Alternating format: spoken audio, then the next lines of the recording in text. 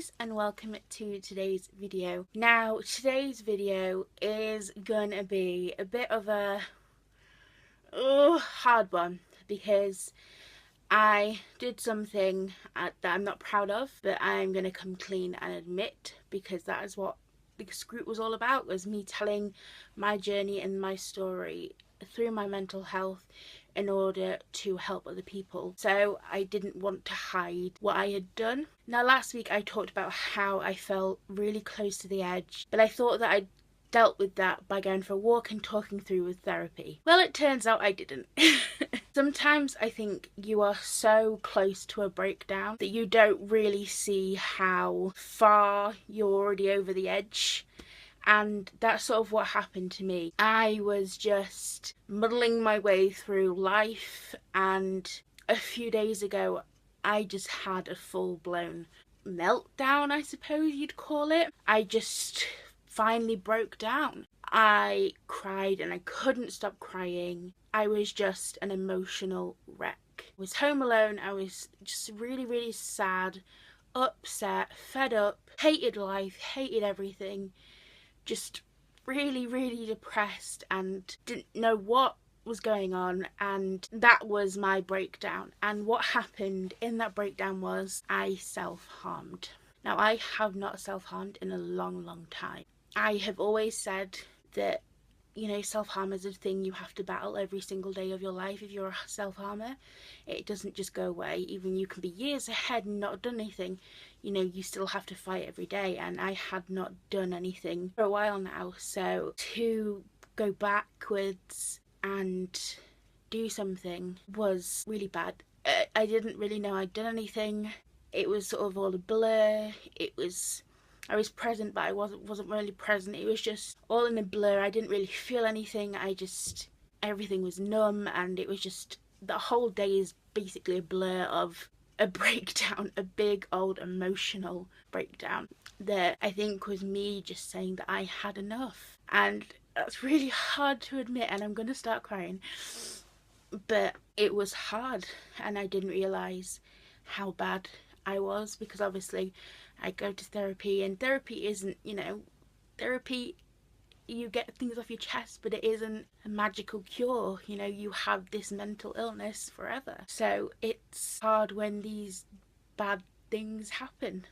Once I realised what I'd done, I was horrified and ashamed, because I obviously hadn't done it in a long time, and I hated myself even more, because I knew what that meant. I knew that I had taken so many steps backwards, and I also knew that I was now going to have to go back to learning to fight those very addictive feelings again and withdraw myself from using that as a coping strategy. So it was really scary to not be in control in that moment, because in my head, I wasn't really in control. I was so lost, so just down in this grief and sadness and in this breakdown that I didn't really have any control over what I was doing. I wasn't really aware of what I was doing, and when I had sort of come back to realise what I'd done, it was too late. I'd already done it. So it was hard. I have always known that being a self-harmer, I run the risk of relapsing, and it's true what they say, that every time you relapse, the next time you'll do it, it'll be an even longer time than before.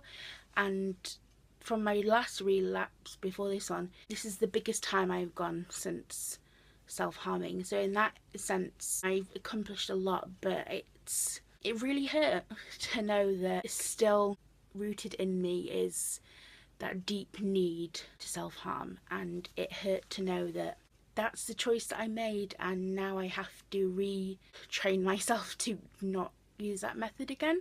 And the worst thing is when you have a relapse and the relapse helps those feelings, you know, the calm washes over you and the rush sort of, you know, those feelings come back, and you realise, you know, those good feelings come back, and you realise why you began to self-harm in the first place. Those feelings come back to you, and it's now hard to sort of find that motivation to be like, nope, you've got to stop, you can't do it again. Sometimes you can be so far in a meltdown that you don't understand or see how far or how bad you've gotten. And that's obviously what I had been in. I obviously thought that my meltdown was when I had gone for a walk and I had a bit of a cry and just that was it. But I obviously just been keeping a lot of things in lately.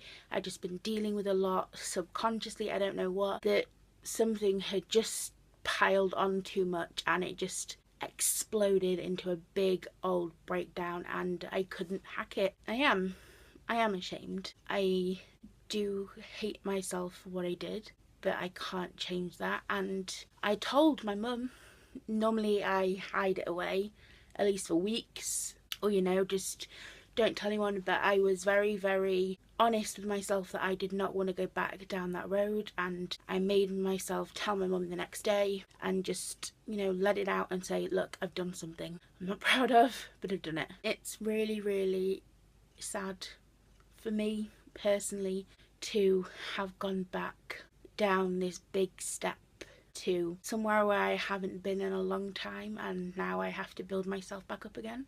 But I know that I'll do it because I've stopped in the past, so I know I can do it. It's really, really sad that I let it get so far to where I had a big breakdown and I ended up self-harming. I'm always worried when I tell the truth and sort of say when I do something, because it's hard for me to admit it to myself and to my mum or therapist, but then to say it to the internet and to sort of say it out loud to other people, it's hard. But I know that that's what's wrong with the thing with mental health, is the stigma and how little people really know about mental health. So if me admitting that I let everything pile on top of me and I just couldn't hack it and I broke down and I did something stupid helps another person, then it's all worth it. But I'm just very, very sad and scared and just feel very ashamed of myself this week, because I had gone a long way from self-harming, and to know that I'd gone back hurts, but I know that I can do it. So I am sorry that it's a really downer of a video this week, but I wanted to be honest. I wanted to say the truth and to let you know what's happened. So thank you all very much for watching, and I'll see you next week. Bye guys.